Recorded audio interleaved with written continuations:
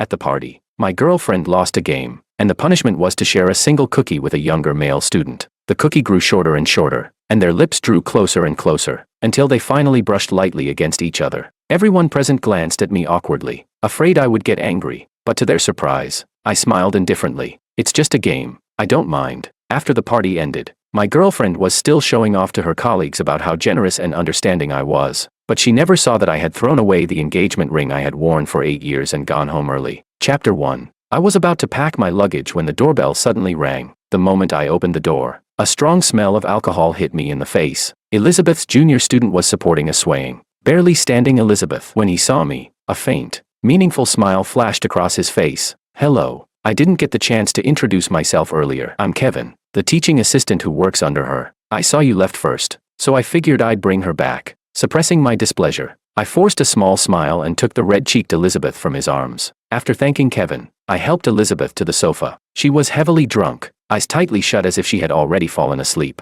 her lips pale and bloodless. I quietly gazed at her lips. After a moment, I turned away. From behind came her voice. Where are you going? Without looking back, I answered almost instinctively. To make you some sobering soup. The soup in the pot was boiling. I stared at her reflection on the glass door. She was sitting on the sofa, while sinking into deep thought. I didn't know how much time had passed when a sudden sting shot through my hand. Looking down, I realized the soup was boiling over. I hurriedly fumbled to turn off the heat. When I brought out the sobering soup, Elizabeth was clutching her stomach, brows furrowed, looking extremely uncomfortable. I set the cup down beside her. Sobering soup. You'll feel better after drinking it. Elizabeth took the cup. My gaze fell on her ring finger. It was bare. I remembered that during the first year we were together, we spent a long time searching before finally finding a pair of couple rings we both loved. She had worn it ever since. Whenever a student asked out of curiosity, she would proudly show it and sweetly tell them our story. But at some point, she had taken the ring off. All that remained was a faint circle on her skin, and eventually, even that disappeared. Peter, what are you thinking about?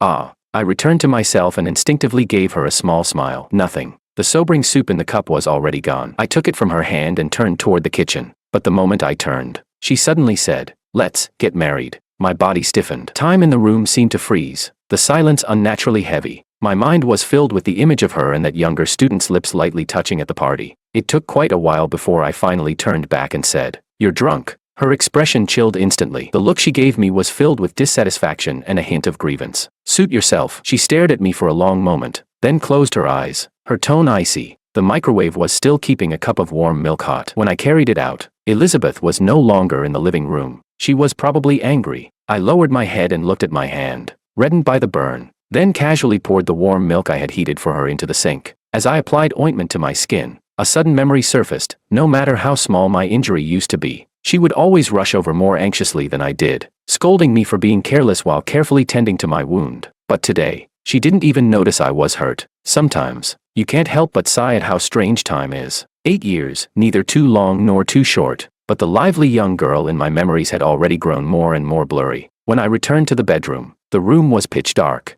Elizabeth seemed to have fallen asleep, but I knew she hadn't. After all these years, some of her habits had never changed, like how she preferred to sulk alone in silence whenever she was upset. I hesitated for a moment and decided to set things straight. "Elizabeth, earlier, I'm sorry." She cut me off, interrupting both my words and my thoughts. "Peter, I really have been too busy with work at school recently. I've neglected you. Once this period passes, everything will be fine." Her voice was full of exhaustion. She turned over and wrapped her arms around my waist, then quickly fell into a deep sleep. I thought I would toss and turn all night, but unexpectedly, I also drifted off. When I woke up the next morning, Elizabeth was no longer beside me. She was indeed very busy, so busy she didn't even have time to eat breakfast at home. In the afternoon, I went to the supermarket and unexpectedly ran into an old friend. "Peter, is that really you?"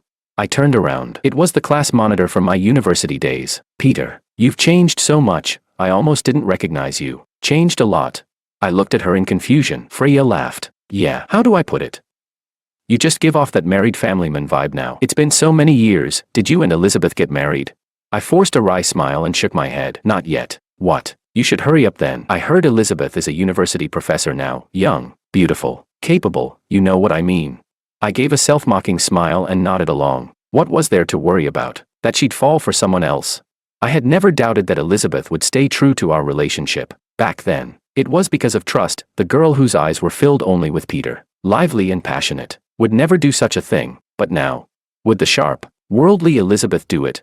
I wasn't so sure anymore. Even though the doubt lingered in my heart, I didn't feel panic. It was as if no matter what happened, I could calmly accept it. 8 years, our love had slowly faded without us realizing it. Until last night at the party, until that ambiguous, gentle brush of lips, whatever love was left vanished completely. Peter, we're having a class reunion next week. Will you and Elizabeth be coming?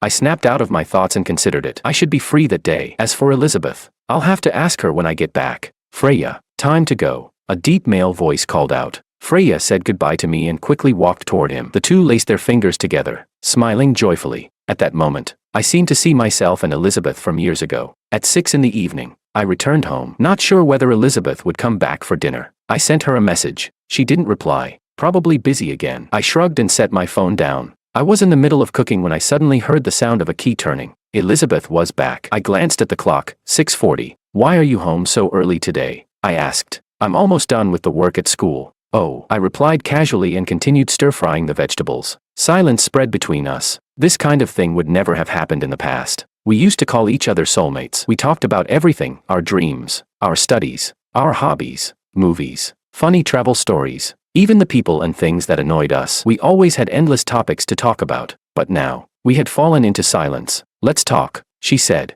We sat facing each other across the table, and suddenly that saying came to mind. Lovers sit face to face, yet it feels as if an invisible chasm separates them. Had we become like that? I wasn't sure, but something in my heart felt undeniably off. What's been going on with you lately? She sighed, sounding a little helpless. I opened my mouth, but a wave of fatigue washed over me. So instead, I asked, I'm curious, why did you suddenly want to get married? Elizabeth replied, we've been together for 8 years. It's time to get married. So she wanted marriage not because of love, but because she felt we had reached that stage. As if, in her eyes, not getting married meant there was no love between us. Do you remember when we first started dating? You told me you wanted to prepare a grand and romantic engagement ceremony.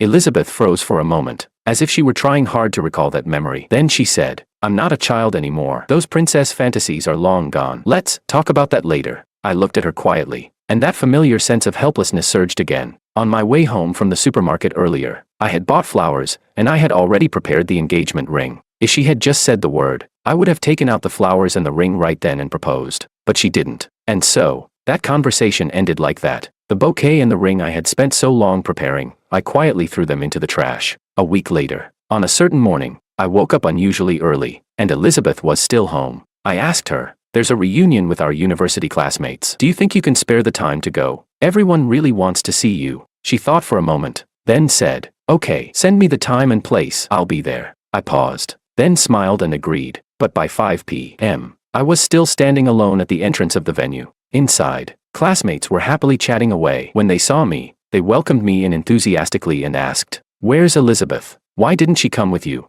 I smiled and said, she's still busy with work. She'll be here later. But even when dinner was almost over, Elizabeth still hadn't shown up. In the end, all I received was a message from her. Something came up tonight. I'm not going. I replied, okay, and placed my phone face down on the table. A glass of wine was handed to me. I looked up. It was Freya. Peter, have things not been going well for you lately? I froze. My hand tightened involuntarily. So my mood had become that obvious. Freya glanced at me carefully, then hurried to explain. Don't take it the wrong way. It's just, you don't look so well. Haven't been sleeping enough. Yeah, work pressure is pretty rough nowadays. Same for me, another classmate chimed in. I didn't respond, just listened to them chat. But the answer I had been avoiding finally surfaced clearly in my mind. My life really wasn't going well. After the gathering ended, everyone said goodbye at the entrance. A classmate laughed and said, your wife sure is busy. You should rein her in a little. She has to come to the next reunion. I silently shook my head. When it came to Elizabeth, there was nothing I could rein in. It wasn't like before. Back then, she would discuss her decisions with me and listen to my suggestions. But now, no matter what I said, she already had her own plans. The once lively crowd quickly dispersed. Among the pairs of people walking away, I seemed to catch a glimpse of the 19-year-old version of Elizabeth and me, back when we expressed our love so honestly and sincerely. As I was about to leave, Freya gently patted my shoulder and whispered, Peter, take care of yourself. Freya had liked me back in our student days, but I rejected her. Seeing her find her own happiness now, I genuinely felt glad for her, and I appreciated that she didn't bring up Elizabeth, as if she had seen straight through the forced smile hiding my real emotions. After everyone left, light rain began to fall. I stood on the steps and glanced at my watch. An hour had passed, yet Elizabeth still hadn't shown up. My phone had run out of battery at some point and shut off automatically, so I could only stay where I was and keep waiting. But before long, the rain grew heavier, pattering loudly on the ground. I checked the time again and decided not to wait for Elizabeth anymore. I turned and started walking home. 5 kilometers wasn't far, much closer than the distance between us when we were in a long-distance relationship years ago. Yet somehow, tonight, it felt unbearably long. When I finally got home, I was drenched from head to toe. As I opened the door, I saw 2 people inside the house. Elizabeth was sitting on the sofa, and beside her was a man with one arm half wrapped around her, their posture intimate. Chapter 2. I recognized him. He was Elizabeth's junior, Kevin. The 2 of them were sitting very close. From where I stood, it looked as if they were practically leaning against each other, as if suddenly noticing my presence. Kevin quickly stood up. Peter. She had to attend a last-minute gathering tonight. She drank a bit too much. My gaze swept briefly over the towel in his hand. It's fine. You take care of her first. I'll go upstairs and change. By the time I came back down, Kevin was already gone, and Elizabeth was sitting on the sofa, seemingly sober. A question rose in my mind, one I could no longer suppress. What exactly did she take me for? She let me walk home alone for 5 kilometers in the rain, let another man into our house freely, and he even knew exactly where to find her towel. I thought it, and I asked it. On Elizabeth's face, which had always shown me nothing but affection, a faint trace of impatience appeared. Don't overthink it. He's just my junior. I was speechless. A junior? But the way he looked at you was anything but innocent. Maybe realizing her tone had slipped, she softened her voice. Don't think too much. It was my fault today. Tomorrow I'll buy you that watch you like. Okay. A sharp ache shot through my chest. I turned my head away, unable to look at her. Elizabeth thought she had coaxed me successfully, so she went upstairs to wash up. I stood there holding the hairdryer, watching her back as she walked away. The silence felt deafening. Suddenly, I felt as if a hole had opened in my chest, letting in a cold wind that hurt more than I expected. I've never had the habit of eating breakfast, and my stomach always hurt. In countless memories, that person, who was always cool and indifferent to others, would look at me with a gentle, doting smile. You never take care of your body. From now on, I'll make breakfast for you every day. You're not allowed to leave before finishing it. Elizabeth, what would I do without you? She would frown and pinch my nose. Don't say nonsense. We'll never be apart. Elizabeth, what about you? What if the one who wants me to leave is you?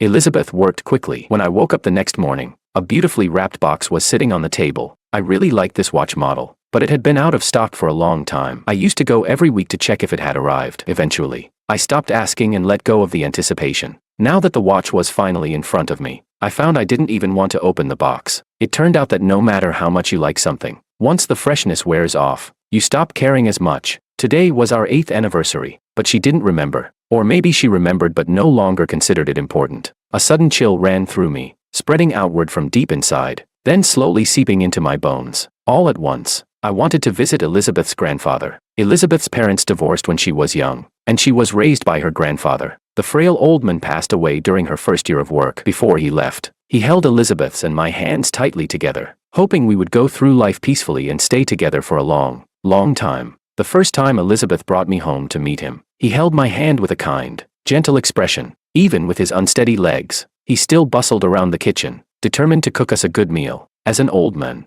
I liked you the moment I saw you. You and Elizabeth must learn to be tolerant of each other and walk through life hand in hand. I used to visit Elizabeth's grandfather often with her. We would stop by the flower shop at the foot of the hill to buy a bouquet of sunflowers, then place it in front of his grave. Later, I continued going frequently, while Elizabeth only came occasionally. And now, it was only me who went. As usual, I walked to the flower shop to buy flowers, only to find a "for transfer" sign hanging at the entrance. So I silently walked to another shop. I still couldn't hold back and sent Elizabeth a message, telling her that the flower shop we always went to had closed down. She didn't seem that busy today. Her reply came quickly, without surprise, stated as if it were obvious. Then just buy from a different shop. I stared at her message with a complicated expression, then pressed the power button and turned off my phone. So, the only person still drowning in the past was me. This embarrassment and helplessness felt even worse, even more defeating, than the night I stood drenched in rain at the door while Kevin appeared beside her clean and crisp. I bought 2 bouquets of sunflowers and placed them on each side of the grave. Grandpa,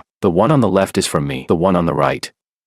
I'm giving it to you on Elizabeth's behalf. She's too busy, so please don't blame her. I sat in front of the grave and talked about everything that had happened over the years. In the photo, Grandpa was still smiling, his cloudy yet gentle eyes looking at me in that same heart-trembling way they always had. Finally, I stood up and bowed to him. I'm going to break the promise I made to you back then. I probably won't come here with her anymore, but I'll keep coming to see you. By the time I took the bus home, It was already 11. Elizabeth was sitting on the sofa, but the house was completely dark. Why didn't you turn on the lights? I asked as I flipped the switch. The bright light instantly filled the room. Why are you home so late? Your phone was off too. There was accusation in Elizabeth's tone. Do you have any idea how long I waited for you?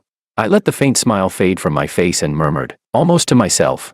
So you do know that waiting for someone feels terrible. Her angry expression stiffened. I was waiting because of work. I finished her sentence for her. Elizabeth, you've been using that line to brush me off for 8 years. I've had enough. What do you mean? Her dark eyes fixed sharply on me, a flash of panic crossing her face. I finally said the words I'd wanted to say for days. And strangely, my heart felt lighter. Let's break up. Peter, stop being unreasonable. Elizabeth frowned. Even at a moment like this, she still thought I was being unreasonable. How ironic. I replied softly, I'm serious. Elizabeth, why? Tell me why. We've been together for 8 years. Anyone normal would already be married by now. You're not a kid anymore. This isn't the kind of life I want. I work this hard and earn money for our future. You're mediocre. You never achieve anything. So you stay home. Isn't this the life you wanted?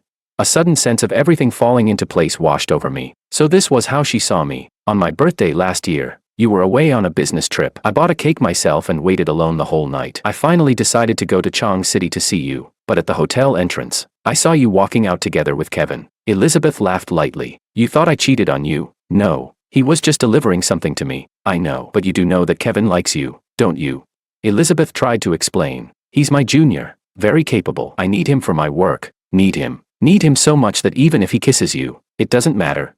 I stared at her, disappointed, and finally understood. The woman in front of me, hair perfectly in place, dressed neatly in her professional suit, was no longer the bright, affectionate girl I once loved so deeply. Do you know he's the one who sent me your address that night? That whole scene was deliberate. He wanted me to see it. And you clearly knew how he felt about you. Yet you still kept him close, right in front of me. Honestly, I found it disgusting. And another thing, Elizabeth, you think letting me pursue what I love is some kind of favor you granted me?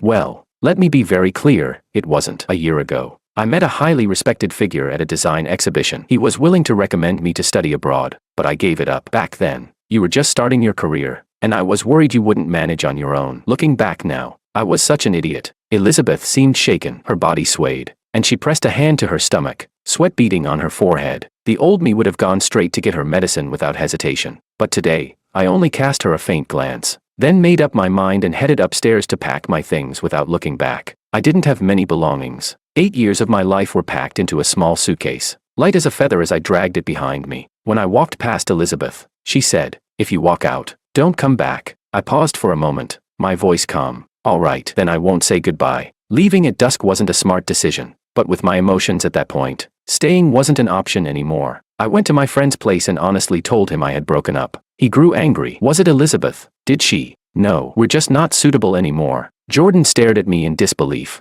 Come on, Peter, you've been together 8 years. How can two people stay unsuitable for 8 years? Who knows?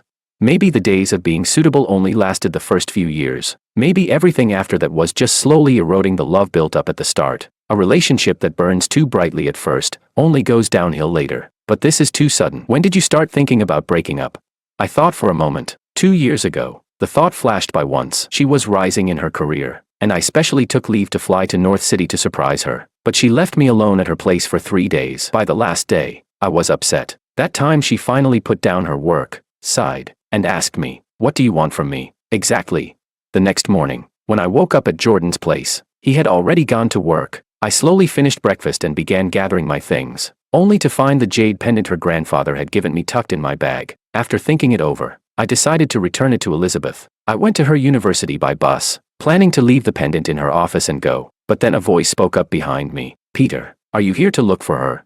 I turned around. It was Kevin. I couldn't help mocking myself. He sure got the news quickly. No, I'm just here to return something to her. Since you're here, you can give it to her for me. I handed him the jade pendant and was ready to leave. But of course, some people just refuse to let things go smoothly. Peter, after all those years with her, you still ended up breaking up with her. Really not worth it. I laughed, meeting his gaze without avoiding it. And in what capacity are you lecturing me? As her junior? Or as Elizabeth's future boyfriend? If I didn't leave, how else would you get what you've been hoping for?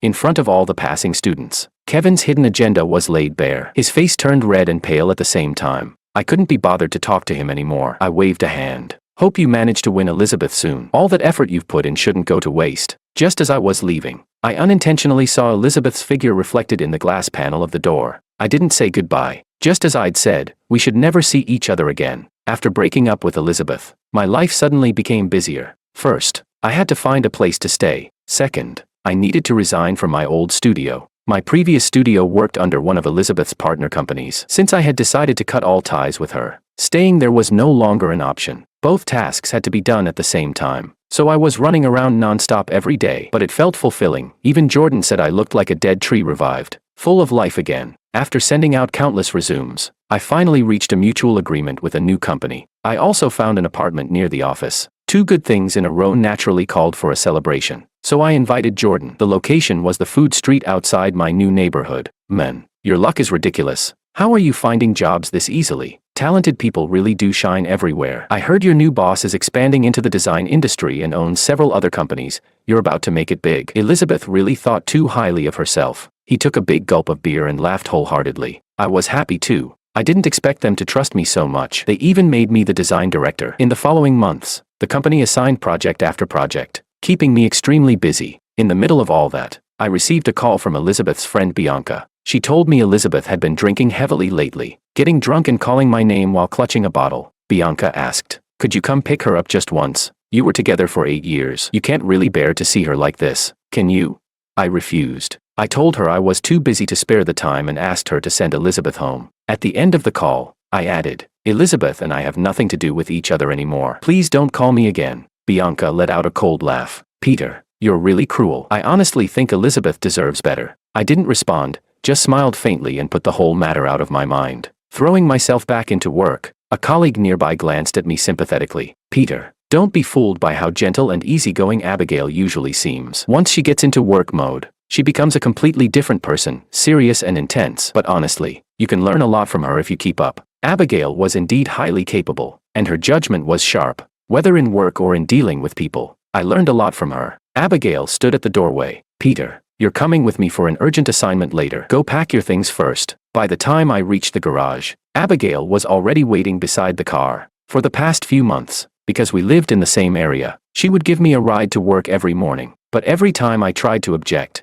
Abigail would give me a half smile and say, "As a boss, do you really think I'd let my employee waste work hours on commuting?"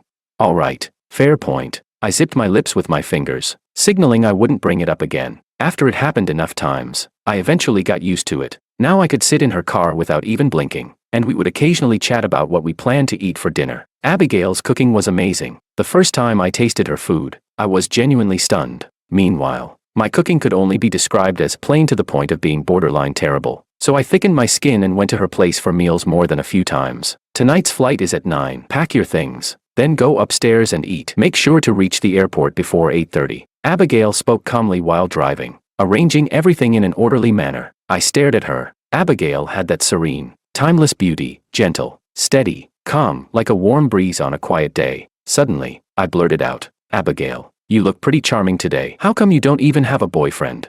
Abigail shot me a sideways glance. "Director Peter, as flattered as I am, please don't try to butter me up just to get out of a business trip." My heart dropped. "So in your eyes, I'm that impure, unkind, scheming of a person?"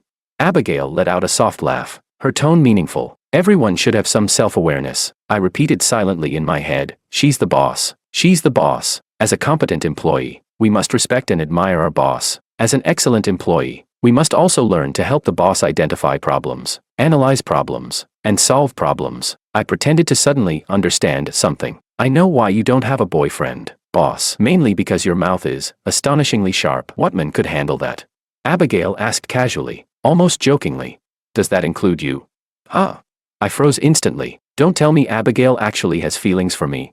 While Abigail went to park the car, I took the elevator up first, but when I reached my apartment door, I unexpectedly saw Elizabeth standing there. She turned her head at the sound of my footsteps. Her usually cold, calm eyes were bloodshot. When she saw me, the look in them shifted into excitement and cautious hope. "Peter." She walked toward me. I felt no joy at this reunion. My expression was calm, as if I were looking at a stranger. "Long time no see. What do you want from me?" She stopped 3 steps away from me. It seemed like she wanted to move closer, but my attitude clearly hurt her. She forced herself to stay where she was, standing stiffly in front of me. I already know what Kevin did. I've applied to the university to replace him as my teaching assistant. I won't have any more contact with him. Elizabeth's tone carried guilt and apology. I've rearranged my courses for next semester. I'll have more time to be with you. So, Peter, will you come back to me? Kevin's name felt like something from long, long ago, like an old, yellowed photograph from another lifetime. Its colors faded beyond recognition. Noticing her hesitant, hopeful gaze, I knew she truly regretted everything. But no one stays in the same place forever, waiting for someone who never turns around. I'm sorry, Elizabeth. You still don't understand. Our problem isn't Kevin. It's the 1,000 nights you ignored me, the living room lamp left on until dawn, the door that never opened no matter how long I waited. Every time I look at you, those dark, bitter memories come back. Elizabeth lowered her head. Her voice trembled. I'm sorry. Seeing her like this made my nose sting. The proud woman she used to be was now bowing her head in front of me, and it didn't feel good at all. Don't be like this. Our steps no longer match. Getting separated was inevitable. I'm going inside. Elizabeth suddenly grabbed my wrist, her eyes red-rimmed as if pleading. Peter. A slender hand reached out from the side and forcefully pulled Elizabeth's hand away. Abigail held my bag in one hand and firmly restrained Elizabeth's wrist with the other. Her voice was calm and unhurried. Peter, you need to leave for the airport with me in half an hour. Go pack dinner in a moment. Her tone sounded gentle, but the authority beneath it left no room for argument. Elizabeth's eyes moved between us, filled with pain. You two are living together.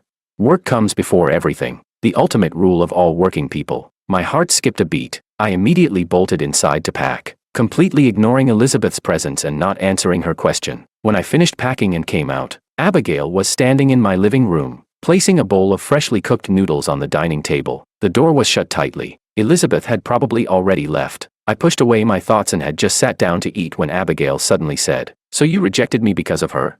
I almost choked to death. I shot her a reproachful glare, only to meet her delicate, refined features, and instantly lost the ability to say anything harsh. Form is emptiness. Emptiness is form. I recited the purifying mantra, speaking in my usual calm tone. She's my ex-girlfriend. Besides, you've never officially confessed to me, I said. The moment the words left my mouth, I felt an ominous premonition. Sure enough, Abigail clasped her hands together, rested her chin on them, and looked at me. Then let me ask now, Peter, would you like to be with me? You can eat my cooking anytime you want. That was it. She struck right at my weakness. My face warmed for no reason. We'll see how things go. Since that day, I hadn't seen Elizabeth again. I didn't know what had stopped her from coming, but I did feel relieved. Without her influence, I poured myself completely into my work, and my performance soared. Abigail treated me very well. I knew she wanted me to slowly get used to her presence, and even develop some dependence on her in daily life. I tried to stay rational, but clearly, I was no match for her. When I teased her about being cunning, Abigail only laughed. Peter, you do have feelings for me too. Love isn't something controlled by just one person. It takes two people moving toward each other. As much as I didn't want to admit it, she was right.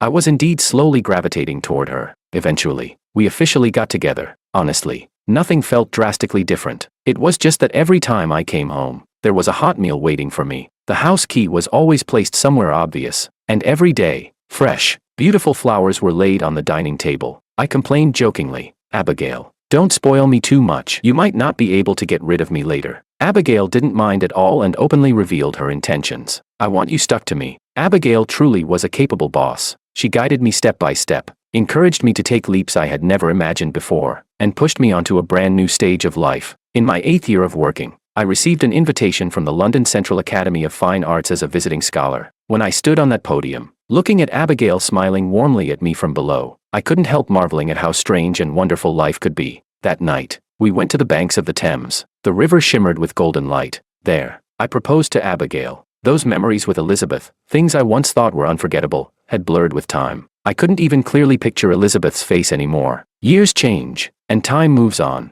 Elizabeth's side story. I am a person who thinks highly of myself. I won't deny it. In fact, I'm even a little proud of it. But fate is fair. I walked too fast. So fast that I lacked the steadiness and calm I should have had. Because of my arrogance and impatience, I lost the treasure I had always held dear, my Peter. I never told him that it was love at first sight for me. On the day of the school anniversary, I was drawn to a painting, and then I saw the young man behind it. A white shirt, full of youthful energy and brightness, the exact kind of life and warmth I had always longed for. Love sometimes begins without warning and grows deeper without control. I never imagined I would tiptoe across half the campus just to see him from afar. So I silently watched him, waiting for a chance to confess. When he said yes, I felt like I was dreaming for an entire month. Maybe because of my impoverished and dark past, I became too desperate to succeed. After graduation, I threw myself into climbing upward as fast as I could. Kevin, my junior, looked at me in ways he shouldn't. I knew he liked me, but he was capable, so I kept him around. No matter how late I came home, Peter would be waiting for me in the living room. If it was too late,